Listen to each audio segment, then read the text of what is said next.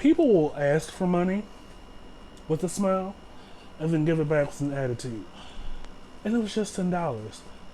But damn, for him to say that, I was like, ooh, I know I'm going to hell. Fendi, like the bag.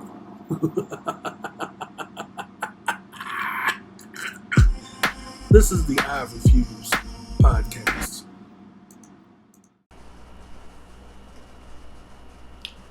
Even with the context leading up to the salad toss of last night's episode, Candiace is still a problem. Welcome to the I Refuse podcast, everybody. I am Mr. Fox.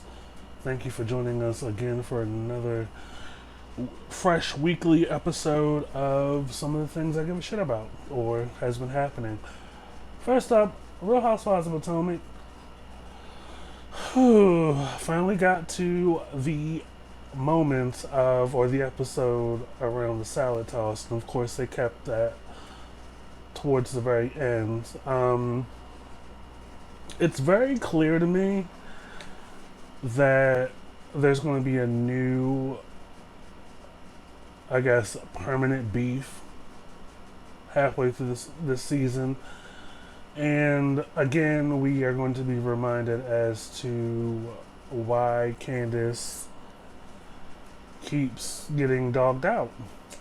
And more so, the nuances in her personality and her refusal to grow up and A, face what's bothering her, and B, continue the reasoning, mature part that she has throughout her own issues with other women in the cast, Ashley and now Mia. More so, it's not necessarily any solid issue with me, really. Candiace has an issue with being questioned around anything financial, anything around the budget, anything around livelihood. And to most of us that have been watching since day one, she has an issue with that because the shit's true. Now, that's not to say, production may or may not have left out bits and pieces of a potential background story as far as Chris and the restaurant's concerned, if there is one. But since her inception into the show, you haven't really seen a peek into Chris's livelihood. There's always been talk when her introduction to the show and their marriage and relationship that he owns or had owned a franchise of restaurants, stemming from, how they met. She was a hostess and he owned it or was a manager of a restaurant. But as the show has gone on, you haven't really seen any really strong footage or footage at all of what exactly does he do. Yeah, he came up to the video shoot in a shirt and an apron with, an emblem on it. But, I don't know. But, of course, that's a sore spot and remains a sore spot. So, the conversation that was had between Miss Dorothy and Mia carried on and spilled over into this trip. Even though they already had this conversation, well, it was more like Candiace getting louder and Mia knowing when to bow out. Spills over into the girls' trip, and they haven't even been there a full day. Now, mind you, the gravitas, so we thought, had passed from Williamsburg, from, the reasonably shady driveway event. And when Escala, Wendy, and Candiace were already upstairs, Escala and Candiace were in the bedroom first, and Candiace was talking about Mia's husband, who I agree, he's definitely on one. It definitely, for me personally, it implies that A, he doesn't really get out that much around other people, and B, they don't do many trips. So, like, he's a little extra, and from the production standpoint, it didn't look like they were drinking that much, and it was shots mostly. But he was definitely on one from the moment they left. Well, the moment in the bar, the time in the bar, to when they came out to the kitchen, dining room, living room area, and he was just acting up, just diarrhea of the mouth, somewhat embarrassing Mia. Um, but who am I to judge? I mean, they've been married almost 10 years. No one knows what's his name, Oscar, Lenny, Grady, better than Mia, right? Or whatever. But it's funny, and I don't know if anybody else notices, but Candiace makes it a point to kind of always have the upper hand or try to pick and collect intel and then just kind of use it later. Just from the little bit of time that she had downstairs in Mia and her husband's presence, she had so much to say when she was upstairs with a scholar. And one thing I just never quite could get with is when, a plus one, because the scholar is not officially part of the cast. She's more like a supporting character to Robin and kind of gets brought in through the back end. Is that, Escala's dynamic with Mia, she's more so piggybacking off of what other people say to Mia or how other people feel without actually knowing Mia. Mind you, Escala is like a friend of a friend on the cast, right? Like, I caught in the reasonably shady driveway tent thing that Escala just had to put in that dig about, with your hoe ass. Now listen, it's tacky as hell, it's old as hell. Like, women do strip, and some women have a stripping background, but that's nothing. That and sex work, all of that's legitimate work. And here we are in the 21st century, and we're still doing this towards women. And it's a tired trope when, a wife, no matter what her standing is on a particular show, passes judgment or looks down or makes digs on other women in front of other women. Mia is not a stripper anymore. I am willing to bet that Mia was never a hoe. And that says to me that, like Escala and many of the other women around, with the exception of Karen, that they don't respect Mia. They don't respect Mia, and Candiace has been on that girl's head since day one.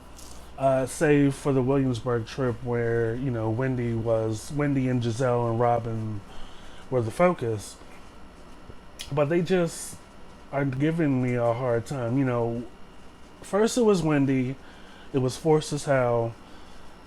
Then Giselle, who, believe it or not, is still the main character on the show. Whether she is the center, or she is holding the mixing spoon of the cauldron, or she is part of a setup to a bigger future blowout, right? It's still very clear that Giselle, directly or indirectly, steers dynamics. It's very much like a sorority, and she does the hazing still.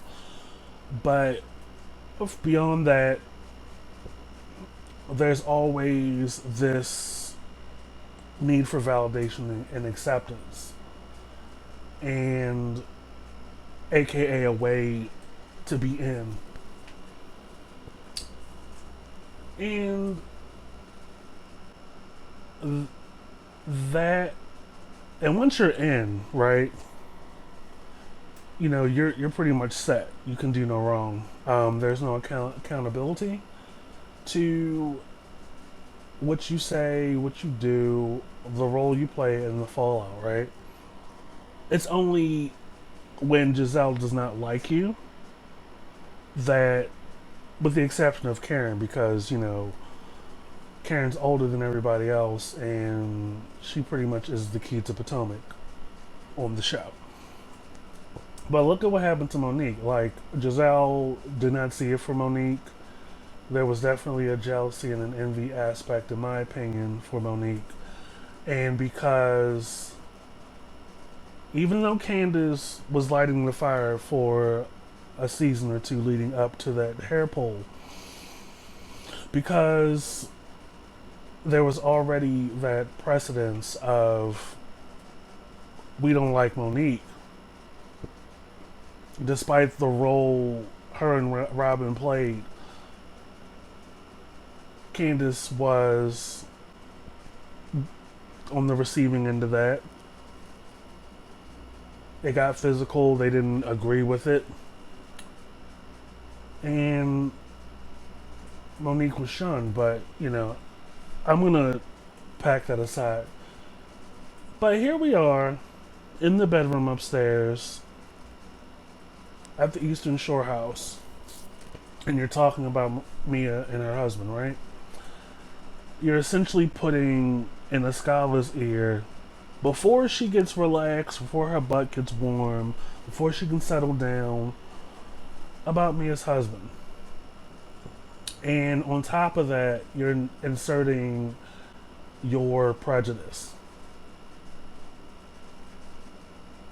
which is an extension of how you view Mia. Mia was a stripper.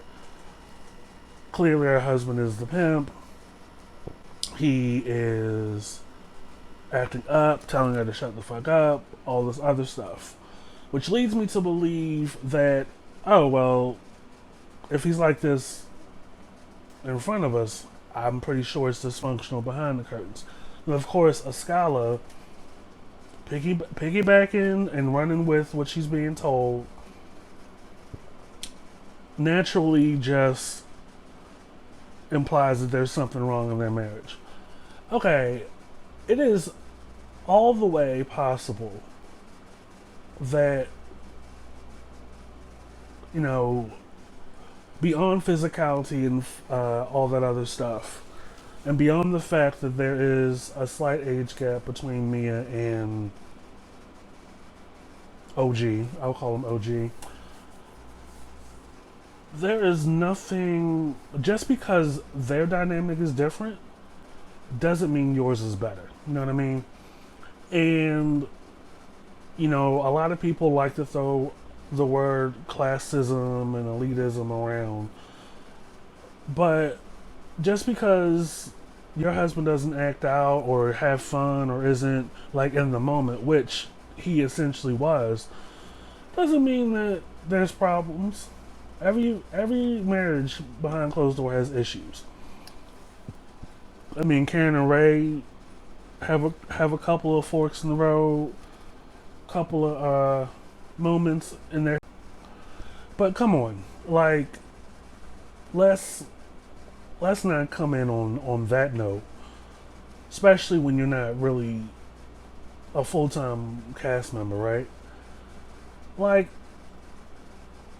Escala has her moments, but she's more like coming in on like a friend of a friend. Like Miss Lawrence and Derek J were friends of Candiace and friend of Candiace.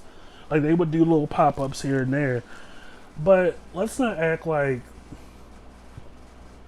you're doing more or enough that you're above reproach. I and this has nothing to do with my acknowledging early on that Mia is the star. It has nothing to do with it. But she is definitely, I guess, being A, the new girl, and B, having a lot of what the other girls lack. Like, if they can't attack what's obvious about you, that you have money, uh, that you are married, they will attack how they perceive you. Oh, well, she's had work done. She lies about her age. Oh, she used to be a stripper. Her feet are huge. And this kind of thing has been carrying on since episode 1 or 2, and we're now on episode, what, 7 or 8 now? And it's getting tired. Like I said, the gravitas had passed from the reasonably shady event from the previous episode, right? And I thought we had kind of moved past the music video thing. But the moment Wendy was trying to get Candiace to see, or the opportunity to be compassionate about Mia, about the whole mom comment, like, your mother's low budget, you don't even know the girl, and here you are almost on the horizon, right, of understanding how that would make her feel. You continue on about the music video and Miss Dorothy. And here's the gag, like, while Mia asked, Miss Dorothy teed that up and kept going. So you need to check your mother. But I understand, Candiace doesn't want to catch another purse to the head. But it's just, again, Candiace is going and pushing and getting heated and throwing things, and again, like, and it's just not, again, she is the common denominator. She doesn't want to face what she says, how she says it, and how it makes other people feel, and what that looks like. And it's unfortunate because, Candiace has her glimmering moments of maturity and glimmering moments of keeping the peace. But as is the case, she only does that when Giselle or Robin are, I guess, the target. No, again, Giselle is the main character. Robin is her wingman, constantly jumping in front of her cooch to catch strays. I keep saying this on Twitter all the time. Like, she is constantly catching strays for that girl. And at no point do I feel like Robin is giving Wendy a shot, like, or even trying to understand. And I respect her decision not to go on the group trip, but I mean, we're gonna address what we see or what we don't see. Like, he's here one day and then the next, nothing. But you wanna be the best wingman possible for your girl, Giselle, about Wendy's marriage, and think you're not gonna be part of that. But the house itself kind of looks like a plantation house, and I was thinking of all the possible locations on the Eastern Shore, it looks like an extension of South Carolina. Just my thought. But they're not giving Mia any sort of chance, and Mia is no punk. And here's the thing, like, all of this could be resolved if there were a mature sit down. And you can get some know-how about Mia and her fractured dynamic with her mother and how she's trying to repair and heal that, which is a lot that can be learned from that for Candiace and her mother, Miss Dorothy. And a lot can be learned from Mia on how to communicate without throwing salad, without throwing furniture, without throwing silverware, without throwing wine glasses, and having a productive, conducive, constructive conversation without resorting to name calling. You doing all this over a music video that we have yet to see, and this whole song music thing essentially came out of thin air, and you're so gun-ho about it. And because of this over here, you want to like go after somebody's mother. Like, I could only do that so much with Heavily on Married to Medicine, right? But through that, because I watched Mariah as well, how she handled Quad and how she considers herself above the ladies because she, the show was her brainchild, Married to Medicine. So I get, like, Heavenly sees through the bullshit. And you and your mother are not above anybody else. And you want to tell somebody's mother being low rent, that's a whole nother layer. Or low budget, that's a whole nother layer. And this is coming, especially when other people in the cast are aware of Mia's relationship with her mother and where Mia comes from. And at no particular point since this Mia stepped onto the scene are you trying to learn or get to know Mia on a human level. And it's unfair. And because Giselle is not essentially about peace, and Robin really has nothing constructive happening, she just kind of goes along with Giselle. There really is no getting on board with them as far as Mia. Like, they're barely on board with Wendy. And they can't handle, like Candiace cannot handle accountability. Even though they're like the easiest target, there's so much material there between the two of them. Like, they just can't, they just refuse. There's absolutely no will to learn. There's absolutely no will to get closer to Wendy and Mia. And Escala, to a great extent, is not on board either. Ashley and Karen are essentially the only ones. And they're kind of like on the sideline while all this mess goes on over here. Once upon a time, when Karen tried, and Karen's like, I'm not trying to mess up what fragile dynamic I have with Candiace. Because, Candiace still has this bone to pick. Never has a grudge against Ashley still over the Monique thing. And, although her and Karen have spoken and they kind of see each other,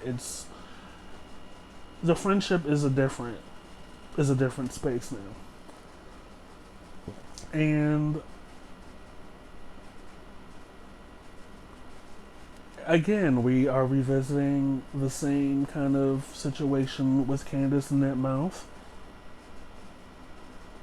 And next episode, Ashley and her are gonna go back and forth, and it's gonna get really ugly, real ugly. She, Candiace, and Michael rehash the what happened last season with Michael.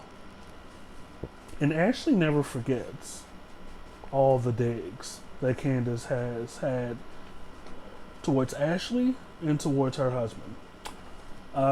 Slave driver. Yeah, there's just, so, here's my thing. There's a difference between throwing shade and just being mean. Just digging to cut, to bleed, to really get a rise out of people.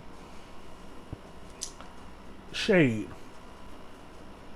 Like, girl, you brought the 10 of us up here into this cashier's cage for a trip.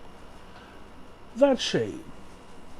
When you're being mean, your mama's low budget, where is your pimp, your hoe ass? Like, the difference is a couple of things. Like, what are y'all even cool like that? Because there's always a threshold, right? When it comes to interpersonal, for me, I think there's always a threshold of comfortability, right? And that revolves around, how well do I know your heart? Do I know your heart? Do I know who you are, right? Your spirit. And there isn't a set amount of time of how soon you get to there, or how late, or how long. But for me, it's observational.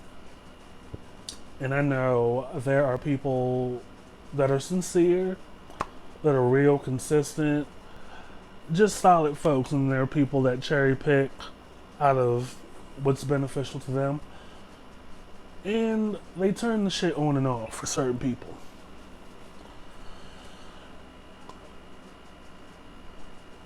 Candiace and Escala have it out from me that it doesn't take long for them to just A through Z, left and right, up and down, get on this girl. And it's about superficial things. But for you to go to the mama thing, off rip all the time. That's all. First of all, that's all you got, and B, that, like, try to leave moms and kids out of it. It's different for me or somebody to inquire about management and, you know, the quality of the music video. You can take that, you can throw that out the window, move on about your day. Because it's just a music video. That is not permanent. And like I say, this whole music thing kind of came out of thin air. And I noticed how, Candiace and Chris were quick to abandon the whole stepmother thing, which would have been a great storyline. Like I said in a previous video, I like when the cast is with their kids, especially Giselle with her daughters, when they're not talking about Jamal. The driving test thing, cute, funny. Mia with her kids at the harbor, love to see it. Wendy with her kids and her daughter, love to see it. It would have been great. Like, it started off the first episode with us seeing Candiace's stepkids, right? Although it was cringy as hell, I can tell the difference between you having a behind the scenes consistent dynamic with your stepchildren and you posturing at an attempt to come off like a motherly type. It was just cringy. Like, the older son was kind of withdrawn, looked kind of scared of the cameras, while the daughter was just like not sure how to approach people in the house. So, I don't know.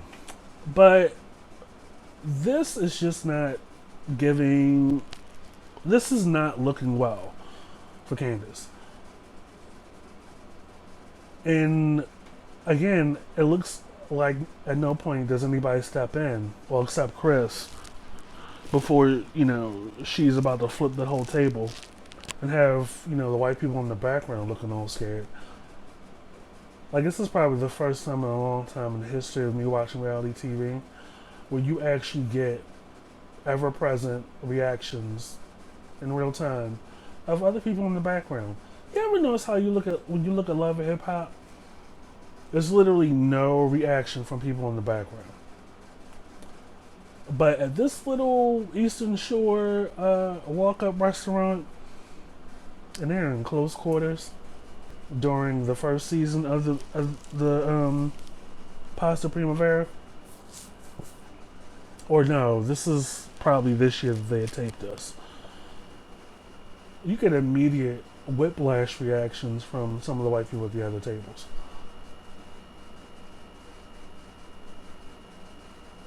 Like, where is the growth from this girl? And part of the accountability is on the other women, the older women in the group, who just let it fly. The tantrums, the fits, all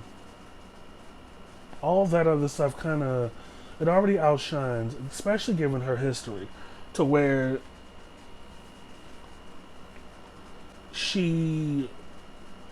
if you don't co-sign, if you lack critical thinking, if you don't, if you try to offer her an opportunity to look at things different, take herself out of the middle and just listen and understand, or give her, the time to, she thinks you're trying to belittle her or chastise her.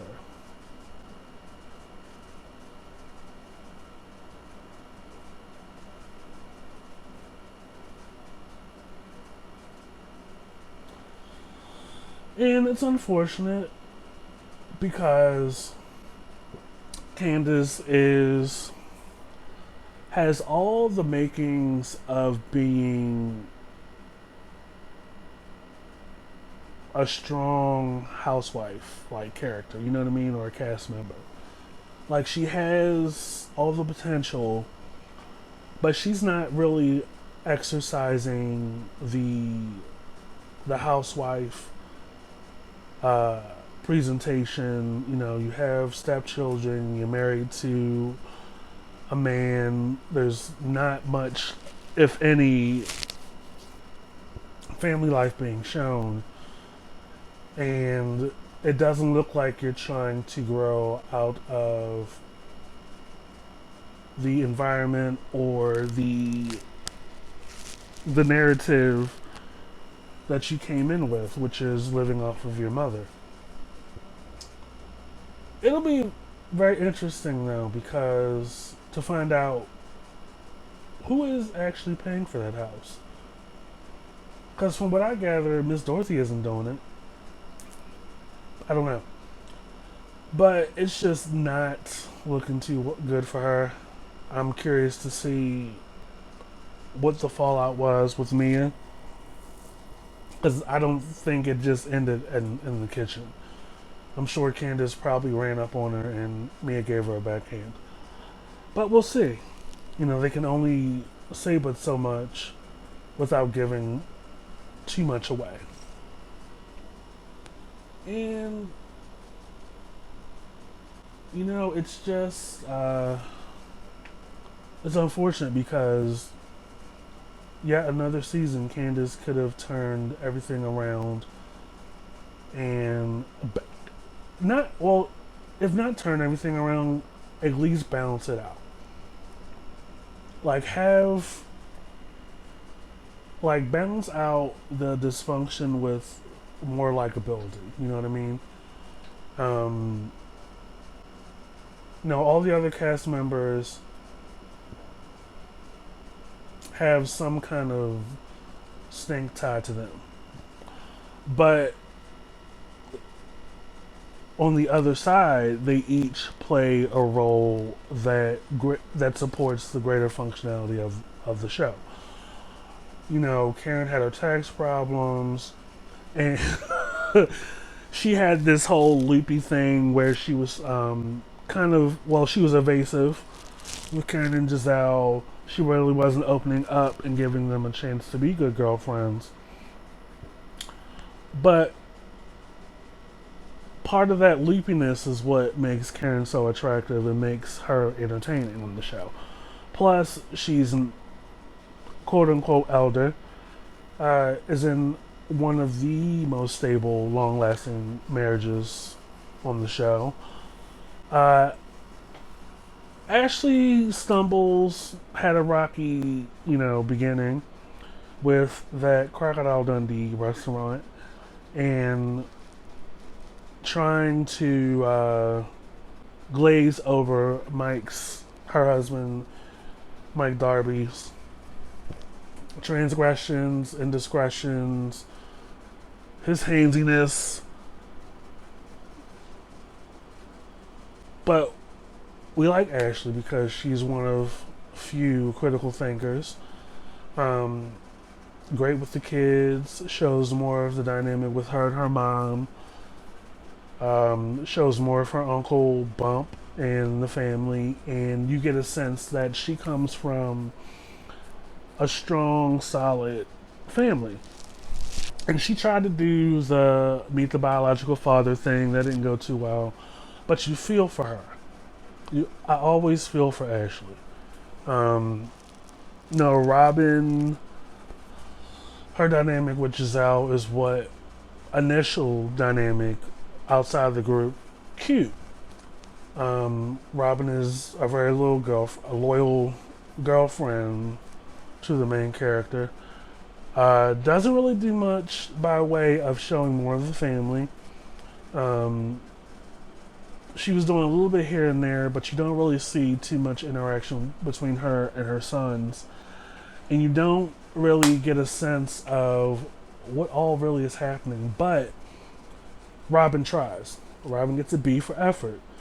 Tried the hat thing, opened up a little bit about the friend stealing money, opened up about the bankruptcy, tried to do the little flip thing, flip one house, did a grand opening or a mixer, and that went totally left. Wendy started off really annoying, but once you saw her open up about her heritage and being pure African and how proud she was and seeing those beautiful children and her beautiful dynamic with her husband, you were like, okay, I like that. I like that. I already spoke on Candiace. Mia is the star of the show. It's nice to see somebody just come in and be transparent and not have any pretense and actually have a solid career, a checkered past, which makes people more relatable. Like, and given that all but one person, well, just one person is in Potomac or Potomac adjacent, while everybody else is around 495 or in or near Baltimore. It's funny, it's still called Potomac. Why don't you just call them the Real Housewives of the DMV? But whatever. Potomac got it going on. I'm pretty sure, Candiace is going to do the dry napkin under the dry eyeball thing for the rest of the season. I think as long as the other women are blind to it and don't continue to not intervene or reason with Candiace, it's going to get even worse for her. It's going to have to, she's going to have to check a lot of that. If she can ever get to a point to where she can have a mature conversation, with Ashley, because she never got over that character statement situation last season. She hates being checked. And hopefully, I don't think that's going to take a while because it's been almost 2 years. As far as her and Mia, I think there's still promise. But I think it's all on Candiace to do that because Mia has been transparent day one and has been real day one. And they'll find any reason to not like her and it comes out, like their true feelings come out and how they speak and how loud they get. Like they're really serious. Oh well, anytime you talk, you always talk about how much money you got, how many businesses you have. Well, what y'all got going on?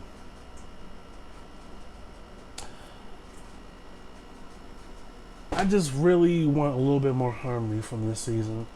But I understand that, we're in a whole, pond of replay, and it's causing people to go crazy.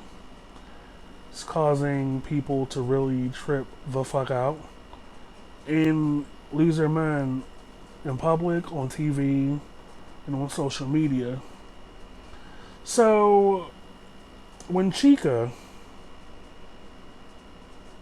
decided yesterday retweet this photo,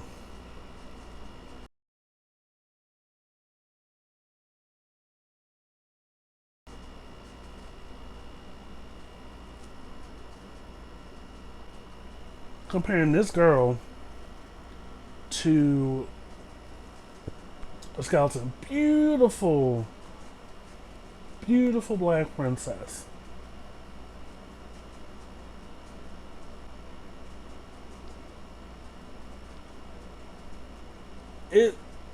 I just don't understand, like,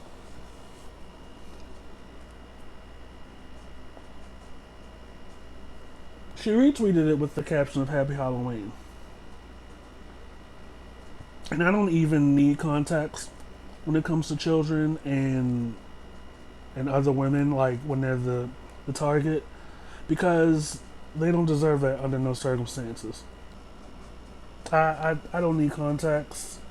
Like, this is a harmless child. Like, what was the point? And I'm piggybacking off of my earlier point about how the difference between being shady and being mean. First of all, if you have beef, if you want to call that what it is, towards another adult, keep that energy on the adult. It's just never a good position to be the main character. And this is well above and beyond the fact that Chica is supposedly a conscious rapper. Which, A, there are a lot of those. B, there is obviously, that's obviously an image that a lot of people cannot uphold. And she gives a prime example. On season 2 of the podcast that's on streaming everywhere, I talked about another conscious rapper. But it was in retrospect, right? Like, this was a conscious rapper that I'd been listening to since 1997. This was around the time that his third album came out. And once upon a time, I did revere his next, his fourth album and his sixth album highly, you know. And, you know, last year, no, it was earlier this, no, it was last year. It was last year that we, sorry, it was this year when some stuff came out on IG Live from a female R&B singer who whose career whose career professional existence as an R&B singer musician uh, was parallel consecutive along with his career because they ran with the same, I guess, band production uh, collective. So she got on IG Live and mentioned an incident where she got off stage, went on the bus with all her clothes on, and went to lay down. And at some point, she felt some poking on her face, and it was this dude. And at first, I was like, okay, where is this going? But when she went into further detail as to dates and the production of this album and what he was doing privately to get inspiration for that album, I was like, oh, it makes sense. You know, the album, that particular album is a narrative of a pimp, a conscious person, but a pimp who's moonlighting, and then all that other stuff. I was like, oh, that makes sense because, you know, pimps up, hoes down. Right. So I was saying that to say this, like, you know, once upon a time, Chica was had all the potential and all the attention and the praise as someone that was well on her way, right? Think of Tierra Whack, where it was just like, you know, oh, she has all the makings. Like, you know, there's every once in a while there's an artist that comes along whose approach and whose style and whose flow and whose mind is just different musically, right? And Chica was one of those girls a year or so ago, as well as No Name. But man, this social media thing, like, it's already a beast. But now that we're in the house forever, the internet is all we got, pretty much. So you know there are a lot of us, those of us that have a career and those of us that are sleeping on air mattresses and pallets, no tea, no shade, live, right? And, you know, when Chica tweeted this photo out, I don't get the gist. I don't get what inspired her or what the punchline was, if there was one. When she retweeted this photo, she got dragged by Stan Twitter, as she should have. And I typically don't go up in support of people acting ignorant as a backhanded means to ignorant of an artist, like with the, well, who is that person anyway? As a comeback for what, you know, these kind of things. But yeah, like, Chicky, you're barely on, and you are not profound enough, you are not deep enough, you in no way you cut it justified in picking this girl or any child for that matter and implying what you're implying with this side by side. It's just not cute. it's very, it's as if it's not enough that we as a people, us, are not being picked apart in society and killed every day, every week, every month. It is thrice offensive to do it to our own children and do it to each other. And then this post got over 2,000 likes. What is wrong with y'all? What is wrong with y'all? Like, there's no reason for us as a culture, the culture that seasons our food, knows how to cook, knows how to dance, have this inherent innate joy in our hearts to do this. You guys gotta do something else better with y'all time. Like I say, go to the sandcastle, fly kites, suck a D, step your kitty game up. Like, do shit else. Read a book. I'm revisiting some books that I bought while I was in college, and I'm doing it as a means to cultivate my own writing talents and to writing stories that I want to write. And I want people to understand, like, turn a negative into a positive. If there's something that's been pointed out about you from other people that don't know you, and that's typically how it goes, because people that know you know better. Turn something negative into a positive, right? Like, I had a very negative experience in 2019, one of several, and I'm turning it into a positive. I've turned it into a podcast. From that, I'm turned it into a YouTube channel. And while most of the time I'm talking about pop culture shit, if you listen to my videos long enough, I'll drop little nuggets. Just like the nugget I dropped a couple seconds ago. Turn something negative into something positive. But don't bring other harmless people into it. Like I say, if you got an issue with somebody, another adult, take it up with that adult.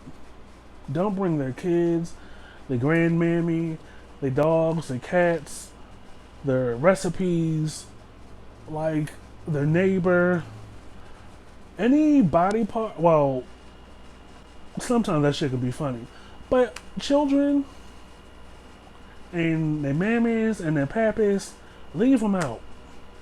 Like, keep it with them. And if you have beef, don't take that shit to social media to try to recruit other people. Well, that's essentially what you're doing. And recruit other people in your madness. Take that up with your pharmacist and your psychiatrist to figure out the core as to why you do this. I'm not this bored. This is the I Refuse podcast. This is Mr. Fox. You be sure to subscribe and follow for all kinds of mess that I'm reporting on, because this is some bullshit. And I usually, like I said on TikTok, I think last week, every day I wake up and go onto these apps, I am constantly fighting for my seat in heaven. For Jason Lee to get up on Giselle's internet, Beyonce Giselle Knowles Carter internet, and say what he said about Kelly Price. Now, even given the context that Whitney's last night alive, where she shimmied up on stage with Kelly Price, was actually his event. It was his birthday. No, it wasn't his birthday because it was in February, and Jason Lee is a Leo. He gave context, like, he paid for everything Um, but there was something with $900. Like she took the money and left. Didn't really perform that long, but it was a lit party nonetheless. So for him, after knowing what he knows and knowing what the rest of us know, that she caught COVID, had died, I think, once or twice, cold blue, was brought back to life. For him to get on his channel and imply that he didn't care that she had died because she owed him money, I said, God damn. Like, and I know it's a black thing to like really not give a shit about a person when they owe you money. Like, I'm not that damn petty. Like, I've given money to people, like $10 something, to former girlfriends of mine. Every week or every 2 weeks, they would have their hair done, and we work at the same place, so I see what's going on. You didn't, yeah, casually throw it out there. Hey, girl, you got my money. It's and we on the same pay schedule. We make the same amount of money. You're married. It's just me. I catch the bus. You got a vehicle, got gas or whatever. You don't live that far, so, and you don't really go nowhere. But people, here's the thing: people will ask for money with a smile, and then give it back with an attitude. And it was just $10. But damn, for him to say that, I was like, ooh, I know I'm going to hell. It was low key kind of funny. Cause, in my previous life I was petty. But damn. But knowing what I knew, cause I had seen, the video, I'd even mentioned it in the last episode about Kelly Price. My first thought was, okay, thank God she made it through that. It even reaffirmed my belief that she just wanted to be left alone. Like, that lady was probably in her house cooking gizzards when people were dropping off flowers and stuff. But here's the thing. Like, also in that piece that Jason Lee said about Kelly Price, is that she is a mean girl. As a huge fan of R&B divas, Hollywood divas, that whole window of time in reality TV, which was great, Kelly Price is a mean girl. Never quite understood why she got the Vaseline and the Thames out on Shantae Moore. Never quite understood why she popped off on the guy that was there to help them with the monologues. Not quite understanding why she couldn't have a conversation with Lil Mel about wasting her time. Like, the monologues was essentially your idea, yet this diva attitude, and again, like, you're not that important, like, you're not that big of a name. And it's a shame because Kelly Price sings down, and she's one of those people that sings down and looks so effortless, but she got that thunder in her throat. But your attitude just sucks. Like, you're talking about you're booked and busy, which I find hard to believe because you haven't gone platinum, multi-platinum, or even gold really since your second album. You're not, like, while she is talented and she has the material, like, in this realm, nobody's more booked and busy than Mary J. Blige. Nobody's more booked and busy than Faith Evans. Nobody's more booked and busy than Monica and Brandy, right? I respect about Jason Lee is that he's going to tell the truth regardless. Like that whole thing with Karen Civil, I believe it. And what a lot of people are going to have to understand, which it's funny that people don't understand this to this day, everything that's done in the dark will come to light. Like, Jason Lee has no connection really to Joyner Lucas, but they each have tea about Karen Civil. And then for Nicki Minaj to try to have a three-way conversation with him on the phone, and you think he's not wise or hip to that? So, at first I was like, well, why is he like this? But then I realized honesty and truth. Like, there's no arguing with that. You can have an opinion, but you can't speak to my experience. And he has A1 memory.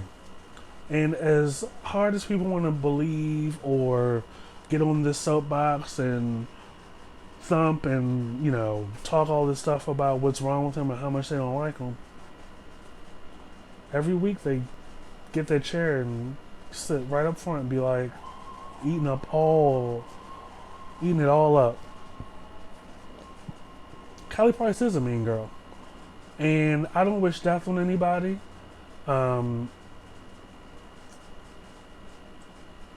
It's not far-fetched that a mean girl would steal money or take money before finishing a set and leave.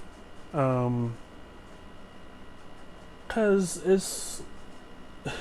Y'all are fun tea. Okay? Very fun tea. Fun tea. Let's see what else we got.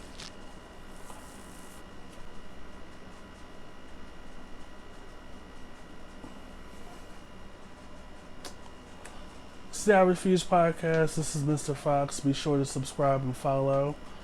And keep your ears and eyes peeled for more content. Y'all really need to pay attention to this. So we are everywhere. We're on YouTube, Twitter, Instagram. Our information's right here. If you haven't seen it already, we'll put it at the end. And we will catch y'all later. Bye.